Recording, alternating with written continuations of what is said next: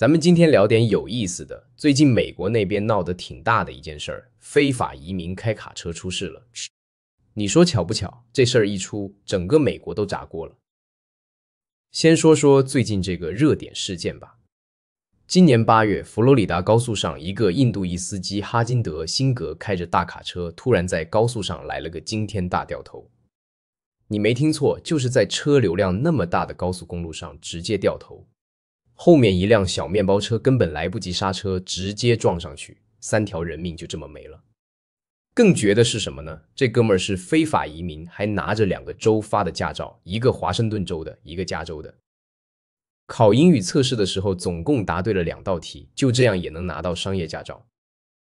這還不是個案。11月份，賓州那邊抓到一個更狠的，叫博佐羅夫的家伙。2023年非法入境，2024年拜登政府還給他發了工作許可，然後他就順利拿到商業駕照，開啟了18輪大卡車。結果呢，這人被查出來在網上散布恐怖宣傳，招募聖戰分子。你想想看，一個潛在的恐怖分子開着能裝幾十噸貨的大卡車，在美国公路上到處跑，這畫面想想就夠勁爆了。10月份，21歲的印度小伙賈尚普里特·辛格在加州釀了個更慘的，吸毒之後開車，8車連撞，又是3個人沒了。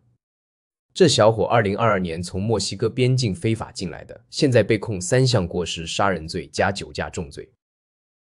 俄克拉荷馬州那邊更狠，執法部門搞了個叫守護者行動的專項，3天時間在40號洲際公路上抓了125個非法移民司機。這些人來自印度、烏茲別克斯坦、中國、俄羅斯、格魯吉亞、土耳其，反正五湖四海都有。很多人拿着庇護州發的商業駕照，合理合法的在路上開着大卡車。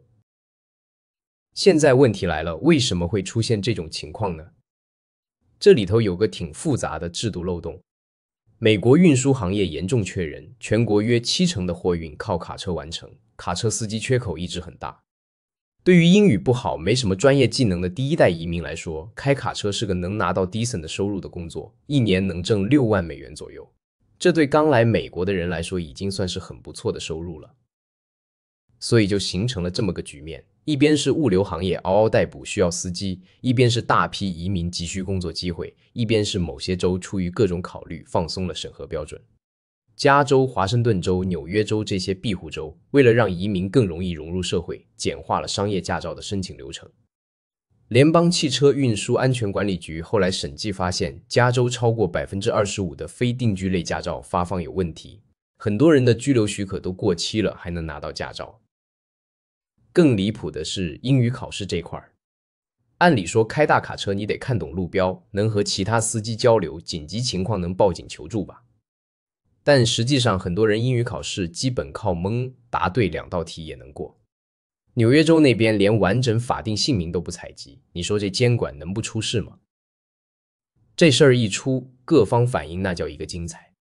保守派陣營炸了鍋，說你看看庇護州的政策就是拿全美國人的安全開玩笑。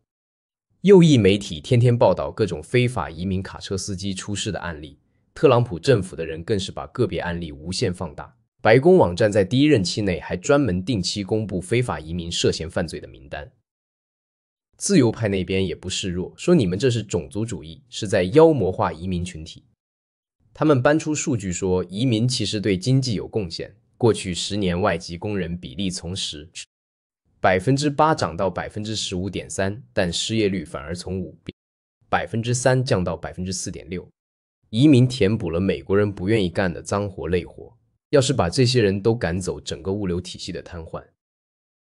還有人說這就是個階級問題，跟移民身份沒關係。美國的卡車司機本來就工作環境惡劣，長時間開車，飲食不規律，日夜顛倒，和家人聚少離多，工資雖然看着不錯，但付出的代價也大。監管不到位，培訓不充分，計算機系統錯誤，這些才是根本問題。你把非法移民都趕走了，美國本地司機在同樣鬆懈的監管下也會出事。網上的討論更是各種魔幻。那個印度裔司機辛格出事後，居然有220萬人在網上請願求情，說他只是一次失誤。結果評論區吵翻了，有人說這是人命啊，3條命就是一次失誤。有人說應該槍斃，有人說4-5年都嫌少。更有意思的是，有網友說，這220萬簽名裡219萬都是印度人在印度簽的。特朗普政府的反應很迅速，交通部長達菲9月底就出台了緊急規定，大幅提高非公民商業駕照的門檻，讓約20萬非公民司機更難拿到駕照。10月份又給賓州下最後通牒，說你們再不糾正這些漏洞，7500萬美元聯邦公路資金就別想要了。加州那邊也被點名，要求立即停止發放非定居類商業駕照。國務卿盧比歐更是直接宣布暫停向商業卡車司機發工作簽證。移民執法局 ICE 的行動力度也加大了。今年1月，特朗普上台後搞了歷史上最大規模的遣返行動，用軍用飛機往外送人。2月份非法越境人數比去年同期下降 94%， 但境內抓捕人數激增 627%。華人卡車司機圈子裡也是人心惶惶，律師的電話從早到晚響個不停，很多走線進來申請庇護的司機被抓了。從技術層面來講，這事兒暴露的問題確實不小。商業駕照管理系統在聯邦和州之間的協調機制有漏洞，一個人能在多個州拿駕照而系統不報警。英語能力測試流於形式，基本起不到篩選作用。居留身份驗證不嚴格，過期了還能繼續開車。培訓體系不完善，很多人根本沒有足夠的駕駛訓練就上路了。這些技術性問題如果不解決，換誰開車都是定時炸彈。影響範圍就更廣了，直接影響的是全美大約350萬卡車司機，其中外籍司機佔 18% 左右。新規一出，至少20萬人的工作受影響。物流行業本來就缺人，現在門檻一提高，運力更緊張，運費肯定得漲。中國出口企業也跟着遭殃，本來特朗普就對重型卡車加了 25% 进口關稅，現在又來運力短缺，雙重夾擊之下，成本能不飆升嗎？更深層的影響是整個美國社會對移民態度的變化。中產階級對經濟前景不安，白人群體擔心被少數族裔取代，這種焦慮通過個別犯罪案例被無限放大。移民從過去的美國夢象徵變成了安全威脅的代名詞。這種敘事一旦形成，整個移民政策的走向就變了。說到這兒，咱們得跳出來看看這整件事的荒誕之處。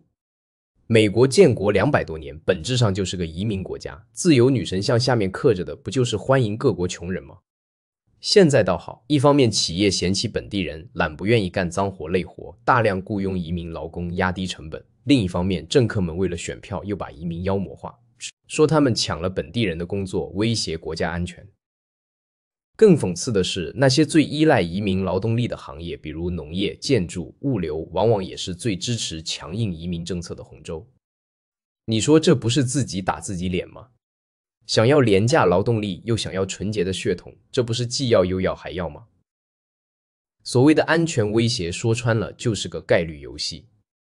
美國境內大約有1200萬非法移民，出幾起惡性案件，就說整個群體都是危險分子。這邏輯要是成立，那美國本地人裡犯罪的多了去了，是不是也該把本地人都管制起来？統計數據明擺着移民的犯罪率並不比本地人高，但媒體就愛報道移民犯罪，因為有流量有話題。再看看那個所謂的英語測試，說實話，就算英語說的再溜，該違規的還是違規，該出事的還是出事。很多美國本土司機英語母語水平不照樣酒駕疲勞駕駛。問題的核心從來不是語言能力，而是執法監管、駕駛培訓、行業標準這些系統性的東西。但政客們就愛抓語言這個點，因為這個好煽動民族主義情緒。最搞笑的是那個220萬人請願。印度人的民族自豪感強到什麼程度呢？一個人在美國違法掉頭殺了3個人，居然能動員200多萬人跨國請願。這要是反過來，3個印度人在美國被撞死，估計早就鬧翻天了。這種雙標玩得溜到飛起。還有一個細節特別值得玩味，這些出事的司機很多都是在拜登政府時期拿到工作許可，順利通過審核的。民主黨為了顯示自己的人道主義，大開方便之門，結果出了事，全成了共和黨攻擊的彈藥。政治正確和實際管理之間的鴻溝，最後都得老百姓的命來填。從更宏觀的角度看，這事兒反映的是全球化時代的一個根本矛盾。資本可以自由流動，商品可以自由貿易，但人的流動永遠是最敏感的。發達國家一邊享受着廉價勞動力帶來的低成本，一邊又排斥這些勞動力本身。企業想要墨西哥人的手，不想要墨西哥人的嘴；想要中國人的腦，不想要中國人的心。這種分裂的需求本身就注定了政策的扭曲。說白了，美國這套移民制度幾十年沒大改過，早就跟不上時代了。1000多萬人在黑暗中生活，沒有合法身份，但又是經濟運轉不可或缺的一部分。這些人害怕被遣返，不敢報警；被雇主剝削，不敢反抗；出了事成了替罪羊；沒出事的時候又是廉價勞動力。這不就是現代版的農奴制嗎？只不過穿上了自由市場的外衣。最諷刺的地方在哪兒？那些一邊批評非法移民的保守派政客，他們家的草坪誰割的？他們公司的建築工地誰幹的？他們餐桌上的水果蔬菜誰摘的？全是非法移民在支撐着他們的生活方式。但台上義正辭嚴的譴責，台下默默享受着非法勞工帶來的便利。這種精神分裂才是美國當下最真實的寫照。最後說個更深的問題，這整件事背後其實是一個文明體系的自我否定。美國之所以成為美國，不就是因為它曾經對移民開放嗎？那些今天在排斥移民的人，他們的祖先不也是移民嗎？只不過早來幾代就成了本地人，晚來的就成了威脅。這種邏輯如果成立，那第一批清教徒是不是也該被印第安人驅逐？所以你看，非法移民開卡車出事這件事，表面上是交通安全問題，往深了挖是移民政策問題，再往深了就是整個社會的價值觀撕裂。一個國家能不能對自己的立國之本保持一致，能不能在經濟利益和道德承諾之間找到平衡，這才是考驗。現在的美國，左派說要人道主義，但拿不出可行方案；右派說要安全，但離不開廉價勞工；中間派被兩邊夾擊，進退兩難。卡車司機們就在這種混亂中繼續開着車，不知道哪天就會成為政治博弈的炮灰。而那些真正該為制度漏洞負責的人，永遠站在安全地帶指點江山。這才是這個時代最荒誕的地方，不是嗎？